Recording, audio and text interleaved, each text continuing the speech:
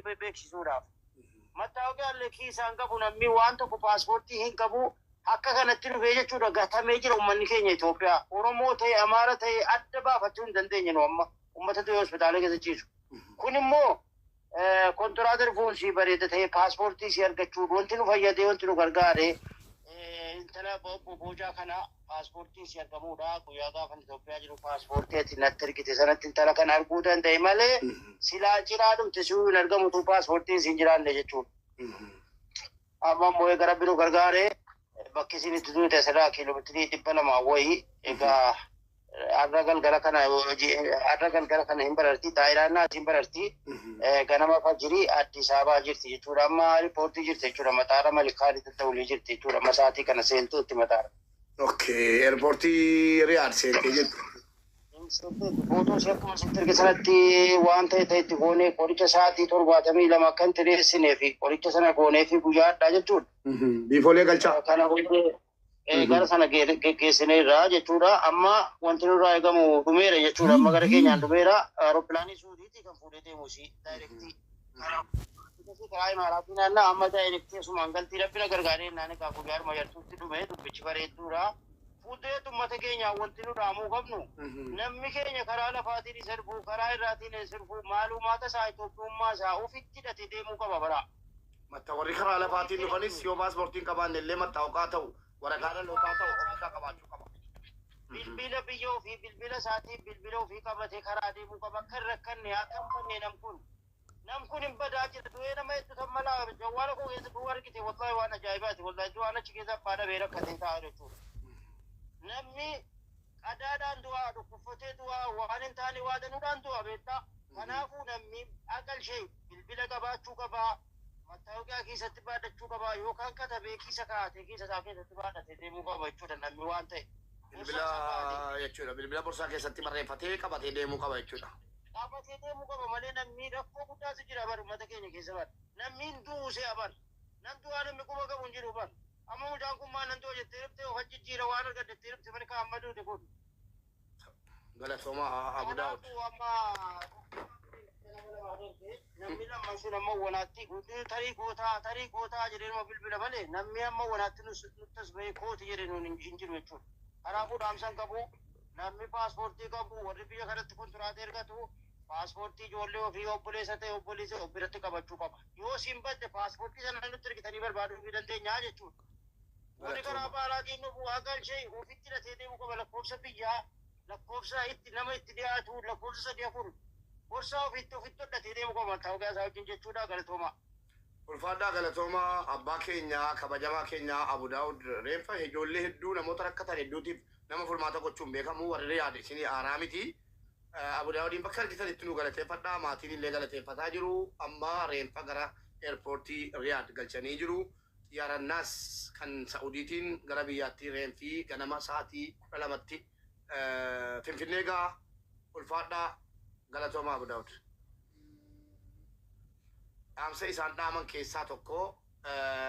namni biyyaa baatanu naman tuffatinaa gorsa namaa fudhaa dirqama xaqilaa ministeerii yookiin immoo poolisii ta'uu qabu namni waa isinitti himudha. Ijoollee warri baharaan deemtanullee paaspoortiin qabdanu mattataa deebi'aa cufataa deebinaa yoo rabbi jedhe sa'aatii 11 kaasee sagantaa kallattiidhaan sin agarsiisa. Sa'aatii 11 ganama. Geessanii rafaatii deemaa rafaa. Amma deemaa rafaatii sa'aatii 11 ganama jechuudha. Subii salaataaf yeroo kaata warra Islaamaa. Warri Kiristaanaas sa'aatii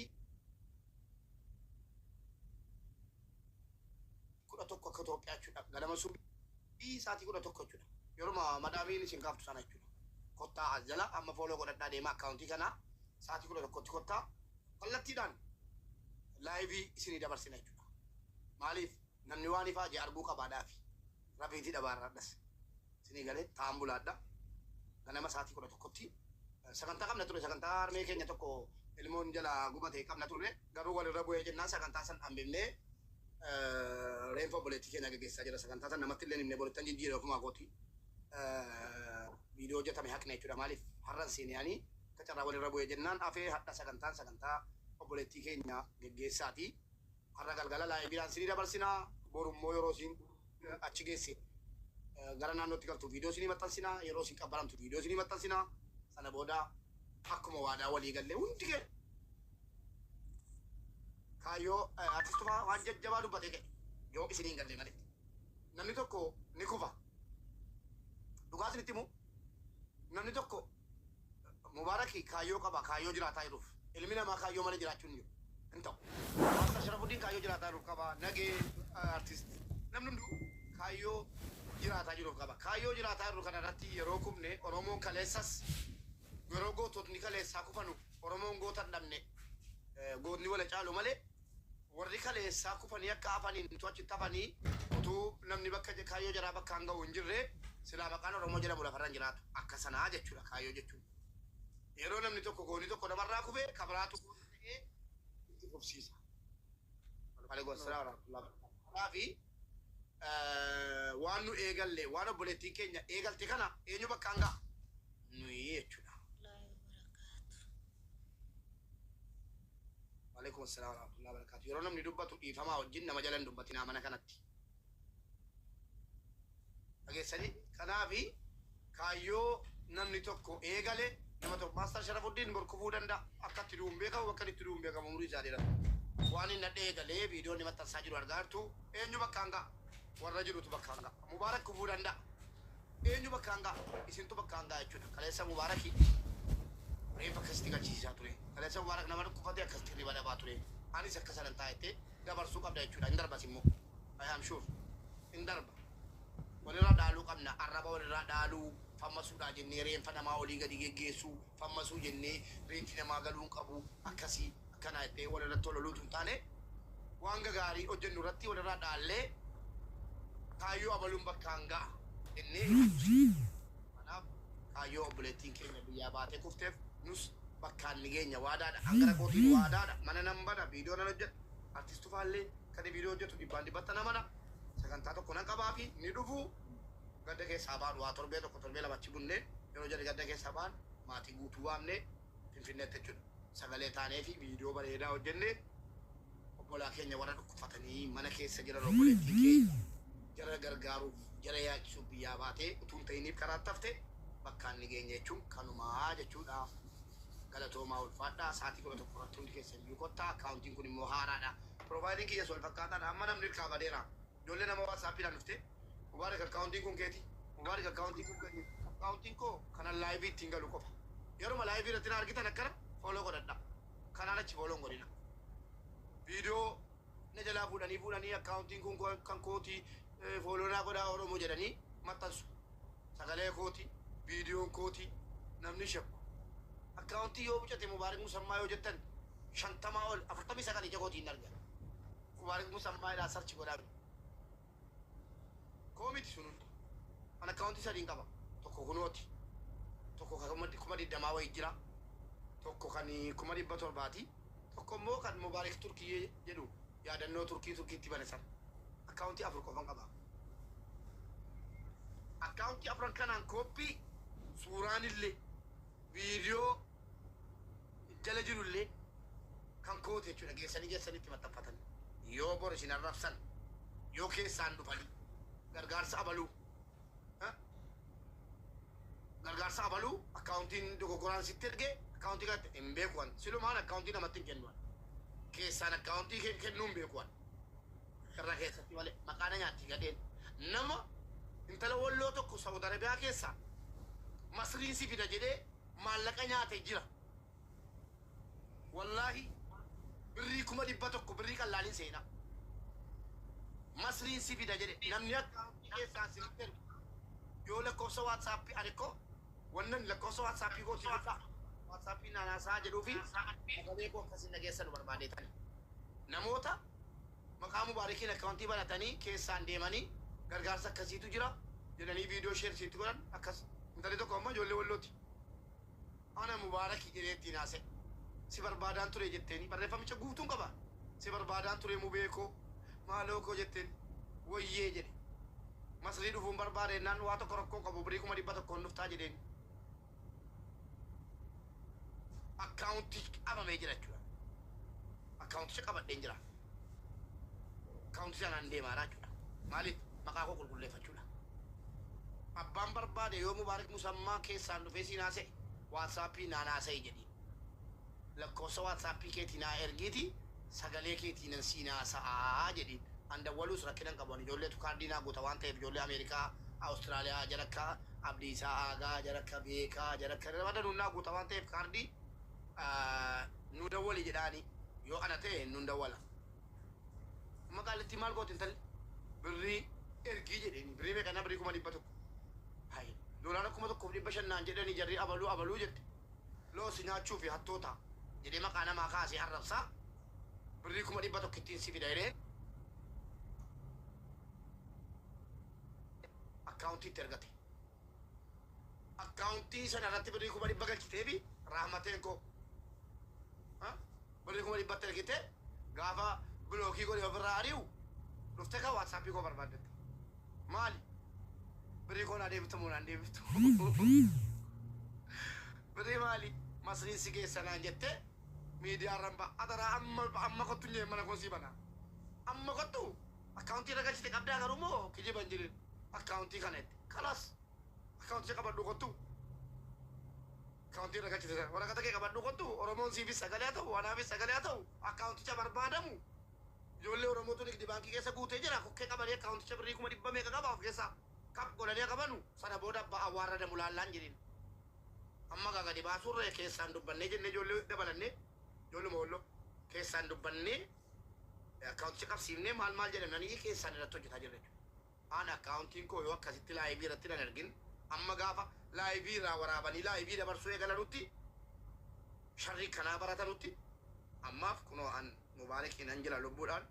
asirratti na dubbisi asirratti fooloo na godhadhu asiin na dubbisi waan barbaadde rattee abbaa barbaadde dibiree kente dhuftee mubaarakiin jedhin 50 oltu jira maqaa kootiin wallaahi 49 harka kootiin lakkaa'e quba qabaadha an keessa tiktookirraan namaan hin haasa'u tiktookirraan namaan hin haasa'u yoo namni na dubbise illee amala koo beektu lakkoofsa waatsaappiin kennaa sagalee koon kennaa bilbilaan isin haasa'u yeroo danuu waan adii akkasin barattan hin barbaada nama sagalee siin hin haasofne nama sagalee isaa waraabbatte lafa kaachuu hin dandeenye hin haaseen obboleetti keessattuu dhimma maallaqaa irratti namni maallaqa kee nyaatu yoo ati bira dhatte si qaluu danda'a na amani namni dafqa kee ati sintibeetii miccite si jalaa nyaatu yoo ati qaamaan bira dhatte si qalee si ajjeesuu si awwaaluu danda'a baalageedha nama kamii wajjin iyyuu yoo walii galtee wajjin hojjechuu walii liqeessuu walii qubii galuu wayi itti galtan waatsaappiin ittiin dubbadhaa bilbilaanii miti immoo sagaleedhaan haaloo abalu akkam jirta fayyaa keeti dhimma akkanaan barbaade naa baasuu dandeessaa itti ergita waraabbattee lafa kaatte sagalecha waatsaappii kan biraatti dabarsita waatsaappii firaa irratti innis sagalee sii deebisa miti sagalecha buutee waatsaappii firaa irratti sheergoota anamma abbaa barbaade takkaa bilbilaanii naaso'a maaliif akka jarri ragaa lafa kaatan hin barbaada waan naasoo dhugaan dubbadhu sidii galee takkaa na taajjabdu nam tokko an bilbilaanii naaso'an sagaleen lafa kaafi maaliif ragaa godhatu saamamuu qabu namni keenya baradhaa nam tokko amma maal jedhu beektaa artistuma maallaqa koona nyaate abaluunii jedhe mee ragaa kee yeroon jedhe sagalee ergee kee na jalaa balleessi na dhagaha waatsaappiin shiftummaa hattummaa jammareera dhaggeeffadhaa shamarran gaaffii waan sinitti ta'u nan beekaa fakkeenyaaf waatsaappiin hanna eegalee jira maal gochuu eegalee sagalee waan akka tuqaa wayitii namatti erga argitanii waan akka zeeroo wayii sinitti dhufa yeroo isin sagalee akkana bantanii dhaggeeffattanii kaatanii sagalechi achi buuteen isaa hin argamu kana maal gochuudha bilbila lama namni kun hattuudha namni sagaleen akka inni badutti sinitti ergu hattuudha ana yoo ta'e maal gootu sagalee zeeroo wayitii sinitti ergamte yookiin tuqaa wayitii sinitti ergamte hin tuqinaa bilbila kan biraa amma qopheeffattanitti bilbila biraa kan qopheeffattanii riikoordi godhaa banaa dhaggeeffadhaa sagalee isaa waraabbattu jechuudha iskiriinii kan diidhaanuu waraabamu sagalechi waan isin dhibu sini galee akkanni ture nan beeka akkasin shawwadamneef sagalee yeroo wal tokko dhaggeeffatan yoo waan isin gubu ta'e akkamitti bixxaa jechuudha waan dhiiga keessa isin badee isin keessaa bahuu hin dandeenye yoo ta'e iyyuu argachuu hin dandeessanu yoo qalamtan jechuudha maal gootu sagalee akkan taanetti isinii dhufte bilbila kan biraatiin fiddanii waraabbataa dhaggeeffatu jechuudha nama waatsaappiidhaan sagalee isaa ifaan ifatti siin ergine biizaan si hojjechiisa biizaan kee akkana jedhee sagalee isaatiin siin hin haasofne birrii akkamitti amanteetti ergita ati birrii 300 manaa harta obboleettii koo inni maal abbaa isaatiif sagalee isaatiin si shakka nagee koo chaarjii guuttadhu bilbiloo bobojaa akka cufamne isin nagaatti waan biraarra jirra booddee wal argina saatii 11 dhageessanii ijoollee dhaggeeffadhaa nama bilbila isaatii fakkeenyaaf teknooloojiin baala gateera maal gootu nama dhufee fakkeenyaaf Dubaayii si geessuun barbaadaa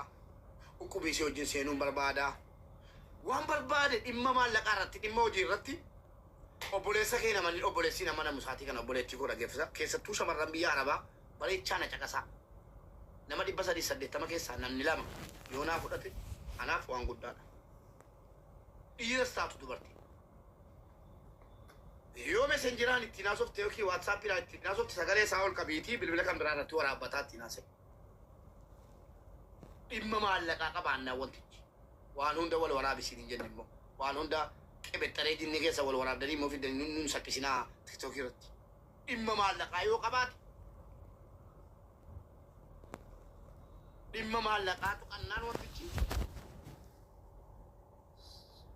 messengeraa yoo haasoftanis sagalee waraabi ana yoo ta'e lafa kaa'e